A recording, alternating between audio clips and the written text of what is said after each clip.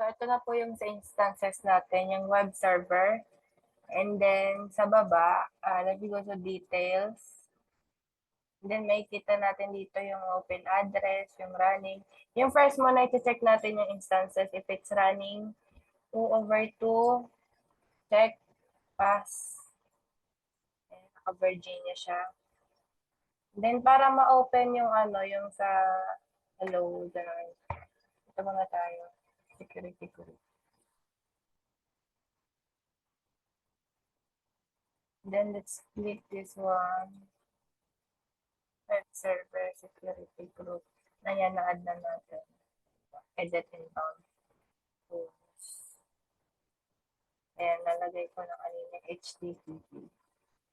Anywhere, save this.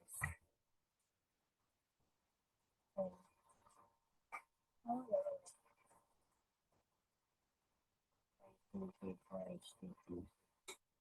Wait.